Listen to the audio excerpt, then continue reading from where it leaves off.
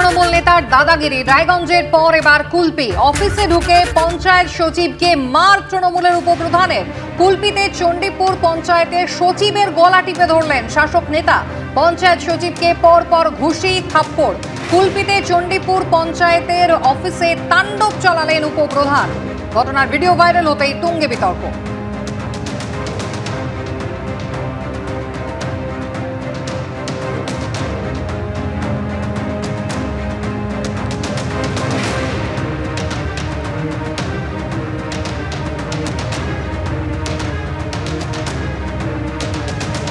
Viral video দেখতে পাচ্ছেন, যেখানে একেবারে পঞ্চায়েতের সচিবের গলা টিপে ধরেছেন প্রথমে উপপ্রধান এবং তারপরে চড় থাপ্পড় চলছে একেবারে বেধড়ক মারধর। কুলপির অফিসে ঢুকে পঞ্চায়েত সচিবকে মারধর করছেন তৃণমূলের উপপ্রধান।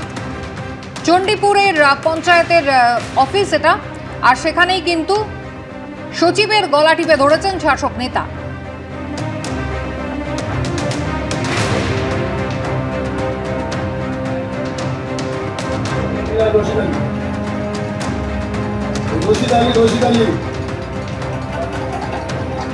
ওখানে প্রচুর লোক ঘুরে গেছে আমার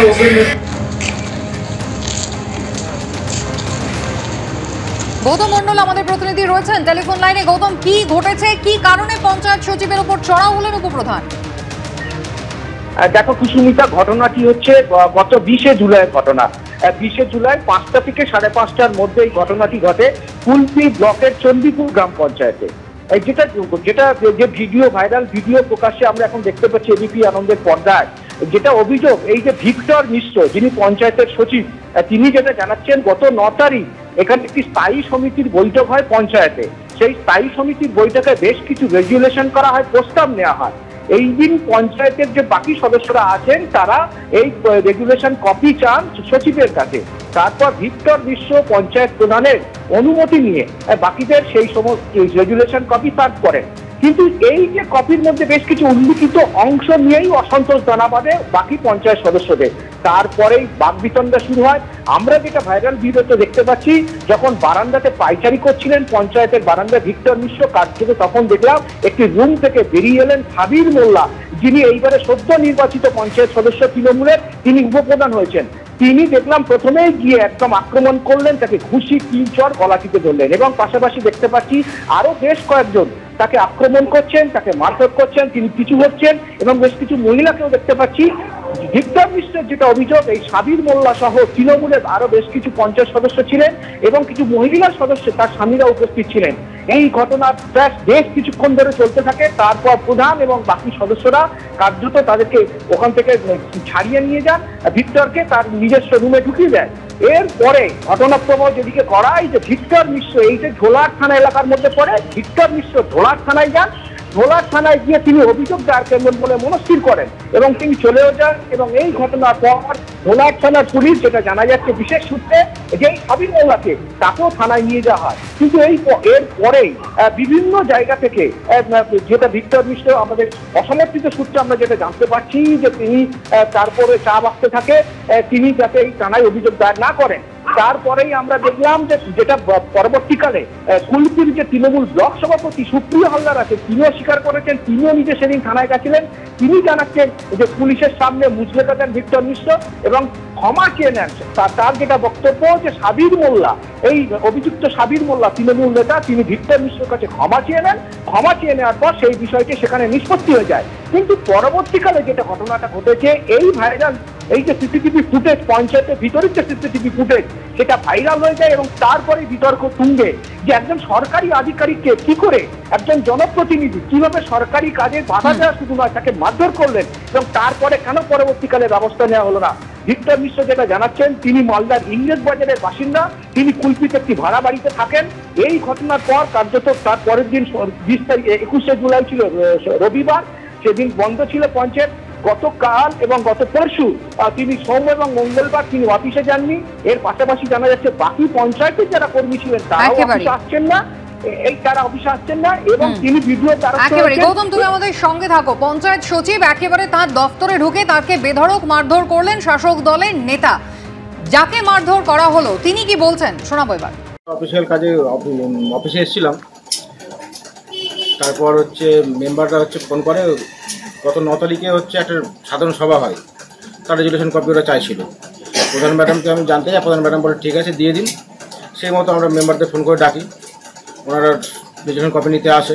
প্রধান ম্যাডামের উপস্থিতিতেই রেজুলেশন কপি দেওয়া হয়, কিন্তু ওরা রেজুলেশন কপি নিয়ে সম্পূর্ণটা ভালোভাবে না পড়েই ওরা বলে না আপনারা আমাদের যা কাজ দিয়েছি তার বিপরীতে লিখেছেন। এইসব আমরা বারবার বুঝিয়ে বলি যে আপনারা ভালোভাবে করে দেখুন, আপনার সব কিছু লেখা আছে এর মধ্যে, সেটা মানতে চায় না।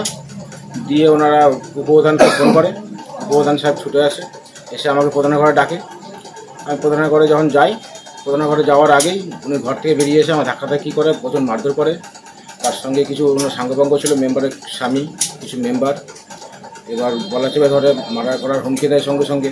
এখানে মেন নেতৃত্ব ছিল উপপ্রধান সাবির মোল্লা, উনি প্রচুর মারধর করে আমাকে। তার সঙ্গে ছিল হচ্ছে রশিদ আলী বলে একজন মেম্বারের স্বামী, 2টো মহিলা মেম্বার ছিল, আর রামদেবপুর গ্রামের মেম্বার এবং হচ্ছে রামদেব গ্রামের মেম্বারের সঙ্গে একজন এসেছিল, অনুপ নস্কর নাম। ঘটনাটা সত্যি বেধড়ক যেটা মারধর করতে বলছে সেটা না, দুজনের মধ্যে কোনো একটা বিষয় নিয়ে তর্কাতর্কি হতে হতে দুজনে ঠেলাঠেলি করছে, সেই সময় আমাদের উপপ্রধান মেরেছে, এটা সত্যি। আর এই ঘটনা যখন আমাদের জানাজানি হয়, আমরা পুলিশকে ইনফর্ম করেছিলাম, পুলিশ সেখানে এসেছিল। আমাদের যারা ওখানে দলের প্রতিনিধি যারা ছিল, উপপ্রধান সহ আরও যারা সদস্য ছিল, পুলিশ তাদের আটক করে থানায় নিয়ে যায়। পরবর্তী যিনি সরকারি কর্মচারী সেক্রেটারি সাহেব, উনিও থানাতে যায় এবং আমিও সেখানে গিয়েছিলাম। সেখানে যাওয়ার ফলে আমাদের উপপ্রধান সেক্রেটারির কাছে অন্যায় স্বীকার এবং হাত জোড়ে করে ক্ষমা স্বীকার করে। তখন সেক্রেটারি সাহেব হঠাৎ বলে উঠল যে আমি ওদের বিরুদ্ধে কোনো অভিযোগ করতে চাই না বলে একটা মুজলেখা আইসি সাহেবের কাছে দিলেন, দিয়ে চলে এলেন। আমি ওনাকে আশ্বস্ত করতে পেরেছিলাম যে বিগত দিনে বা এরকম ঘটনা যে ঘটেছে, যাতে আর এরকম ঘটনা পুনরায় না ঘটে সেটা নিশ্চিত করে আমরা দায়িত্ব নেব। আর আমাদের উপপ্রধানের ক্ষেত্রে বলেছি যে এখন পঞ্চায়েতে তুমি আপাতত এখন যাবে না, দল যতক্ষণ না তোমাকে বলবে তুমি পঞ্চায়েত তোমার উপপ্রধানের ঘরে তোমরা বসতে পারবে না। দক্ষিণ 24 পরগনার কুলপির ঘটনা আপনারা দেখছেন, যেখানে অফিসে ঢুকে পঞ্চায়েতের সচিবকে মার তৃণমূলের উপপ্রধানের। ঠিক একই ধরনের ঘটনা ঘটেছিল চলতি মাসের 19 তারিখ, আপনাদের মনে থাকবে, উত্তর দিনাজপুরের রায়গঞ্জে। দুটি ছবি একই সাথে রেখেছে, একদিকে দক্ষিণ 24 পরগনার কুলপি, অন্যদিকে উত্তর দিনাজপুরের রায়গঞ্জ। সেখানে যে ঘটনা ঘটেছিল, রায়গঞ্জে সরকারি ইঞ্জিনিয়ারকে তার অফিসে ঢুকে হুমকি দেওয়া হয় এবং অভিযোগ ওঠে তৃণমূল প্রভাবিত সরকারি কর্মচারী সংগঠনের বিরুদ্ধে। অকথ্য ভাষা, অশালীন অঙ্গভঙ্গি, এমনকি ক্ষমা চাইতে পর্যন্ত বাধ্য করা হয় এই সরকারি আধিকারিককে।